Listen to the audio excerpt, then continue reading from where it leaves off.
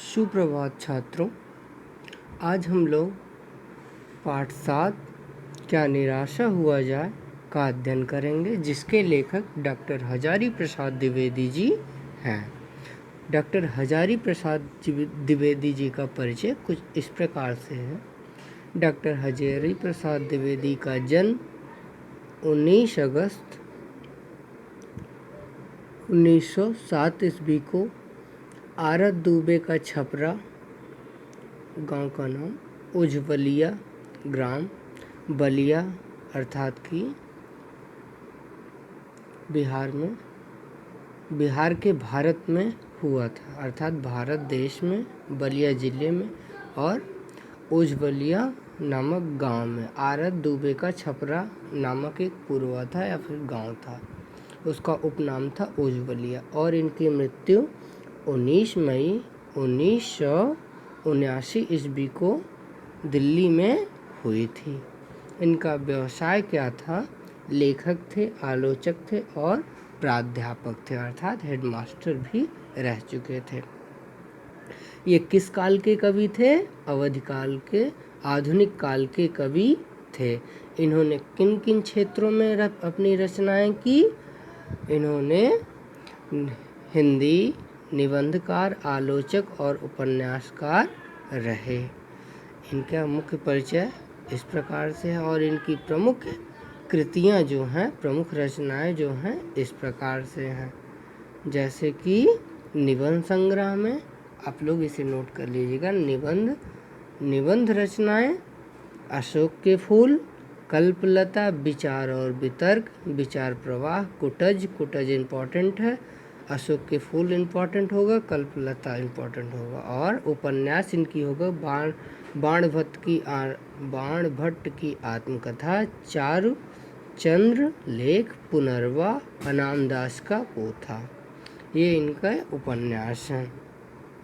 और इनके आलोचनात्मक जो रचनाएं हैं वो सूर साहित्य, हिंदी साहित्य की भूमिका, ये प्रमुख रचनाएं इनकी हैं। तो हम लोगों ने डॉक्टर हजारी प्रसाद द्विवेदी जी का परिचय कुछ प्राप्त कर लिया। तो आज हम चलते हैं अपने पाठ के सार पर कि क्या निराशा हुआ जाए। इस पाठ में हजारी प्रसाद द्विवेदी जी ने वर्तमान की परिस्थितियों को देखते हुए अपने आप से एक प्रश्न पूछते हैं कि क्या हमें वर्तमान की परिस्थितियों से निराश हो जाना चाहिए, उम्मीद छोड़ देना चाहिए कि अब समाज में अच्छाइयाँ नहीं बची है, सिर्फ बुराई ही बची है। इसी पाठ का जिक्र इस पूरे पाठ में किया गया है। खुद से प्रश्न करते हैं कि हम लोगों से सबसे प्रश्न करते हैं समाज से कि क्या निराश हुआ जाए।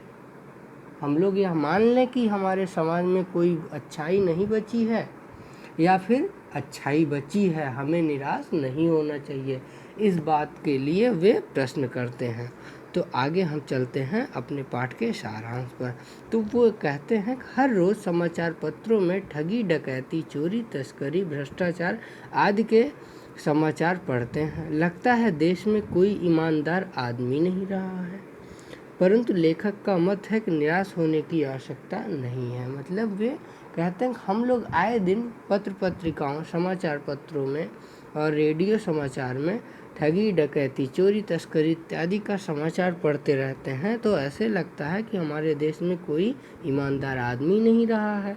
तो क्या हमें निराश होना चाहिए? लेकिन लेखक के मत में हमें निराश होने की आवश्यकता नहीं है, क्योंकि हमारा देश प्राचीन काल में महान था और भविष्य में रहेगा। लेखक को एक बड़े आदमी ने कहा था कि देश में फैली बुराइयों का सबसे बड़ा कारण यह है कि यहाँ जो खून पसीना एक करके काम करता है वह भूखों मरता है। धोखे से काम करने वाला, कुछ काम न करने वाला मौज उड़ाता है। तो किसी ने यह बताया था उसे, लेखक को, कि यहाँ पर जो मेहनत वाला मजदूर है वह जो है पेट भर भोजन के लिए तरसता है, लेकिन न काम करने वाले बेईमानी से जो है ऐश करते हैं और मज़े करते हैं। हमारे बनाए गए कानूनों में भी कुछ भूलें हैं। एक ओर शताब्दियों से चली आ रही भावनाएं और मर्यादाएं हैं, दूसरी ओर गरीबों की भलाई के लिए बनाए गए नए नए कानून। पुरानी मर्यादाओं और नए कानूनों में जब विरोध टकराव होता है तो परिस्थिति बिगड़ती है। तो ये कह रहे हैं कानून और हमारे धार्मिक विचारों में, हमारी मान्यताओं में, हमारी मर्यादाओं में, संस्कारों में जब टकराव होता है, मतलब दोनों एक दूसरे के साथ सम्मति नहीं बैठा पाते हैं, दोनों एक दूसरे के पूरक बन के काम नहीं करते हैं, तभी जो है परिस्थितियां विपरीत होती हैं।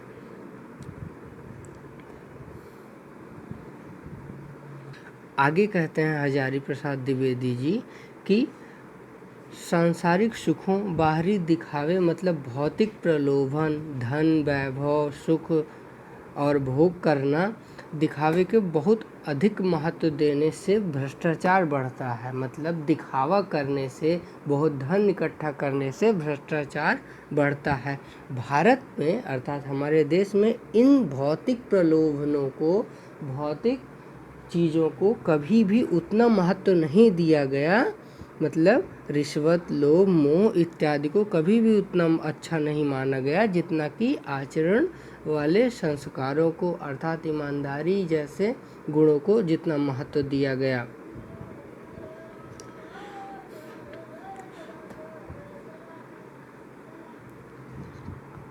कवि या लेखक यह बताता है कि हमारे भारत देश में हमेशा आचरण के संस्कारों को, ईमानदारी को या अच्छे गुणों को महत्व दिया गया है, भौतिक चीज़ों को महत्व नहीं दिया गया है। आगे बताता है कि दोषों का पर्दाफाश अर्थात दोषों को उजागर करना कोई बुरी बात नहीं है, लेकिन कवि के मत में बुराई उसे यह मालूम होती है किसी के आचरण के गलत पक्ष को उद्घाटित करके अर्थात उजागर करके, मतलब किसी व्यक्ति के गलत पक्ष को उजागर करके उसमें मज़ा लेना जो है यह गलत है। लोग जो हैं वो कहता है कि लोग जो हैं लोगों के आचरण के अच्छाई वाले पक्ष को नहीं देखते हैं, उसके बुराई वाले पक्ष को ज़्यादा देखते हैं।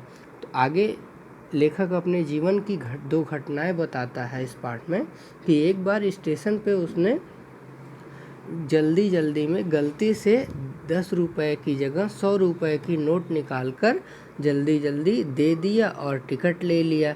लेकिन टिकट बाबू ने कुछ ही घंटे बाद उसकी, जहां वो ट्रेन जिस डिब्बे में बैठा था उसे ढूंढते हुए, वही चेहरा ढूंढते हुए आया और उसने जो है बोला, यह बहुत बड़ी टिकट बाबू पहचानता हुआ उपस्थित हुआ और उससे बोला, उसने पहचान कर बोला, यह बहुत बड़ी गलती हो गई थी, आपने भी नहीं देखा, मैंने भी नहीं देखा। उसके चेहरे पर, मतलब उसने जो टिकट बाबू जो है वह समझ गया कि मेरे पास 100 रुपये आ गए जबकि 10 रुपये आने चाहिए थी, तो वह उसके पीछे उसे ढूंढता हुआ लेखक को आया और वो लेखक ट्रेन के डिब्बे में बैठा था।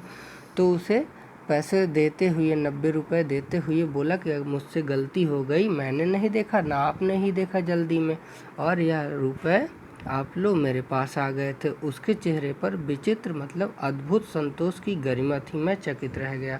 मतलब कि वह कवि कहता है या लेखक कहता है, द्विवेदी जी कहते हैं कि संसार में बहुत अच्छे व्यक्ति हैं, जैसे कि मेरे साथ घटना हुई है कि मैं बड़े एक टिकट बाबू को 10 रुपये की जगह 100 रुपये दे दिया, लेकिन उसने जो है मुझे ढूंढा और मेरे पैसे वापस किया, अर्थात यह अच्छाई का गुण है। इसे लोगों को बताना चाहिए कि हमारे समाज में लोगों में अच्छाई के गुण और ईमानदारी के गुण लुप्त नहीं हुए हैं। आगे कहता है कि ऐसी अनेक घटनाएं हैं कि बहुत बार हमारे साथ अच्छाइयाँ होती हैं, लेकिन हम उन्हें उतना उजागर नहीं करते जितना कि एक बुराई की घटना को उजागर करते हैं।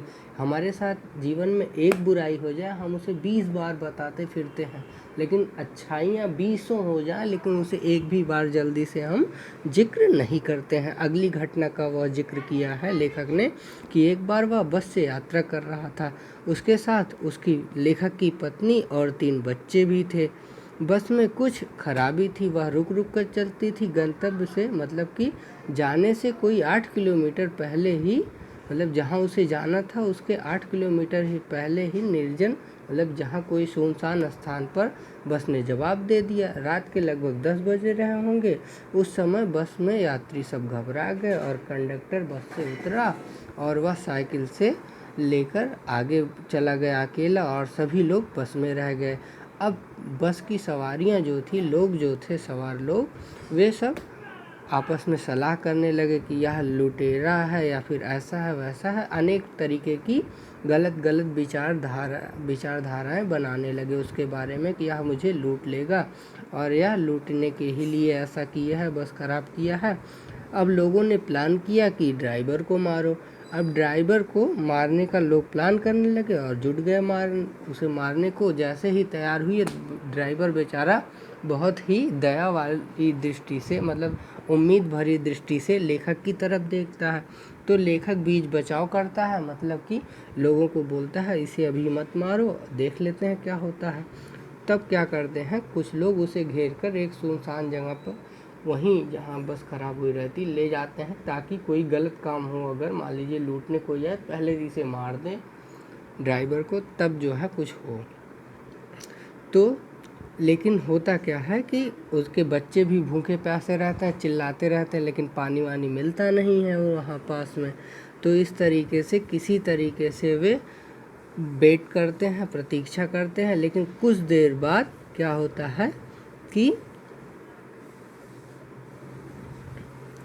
कुछ देर बाद क्या होता है कि एक मिनट, कुछ देर बाद क्या हुआ कि एक खाली बस आती दिखाई दी, चली आ रही थी इनकी तरफ, इन लोगों बस की सवारियों की तरफ, और उसमें कंडक्टर भी बैठा दिखाई दिया।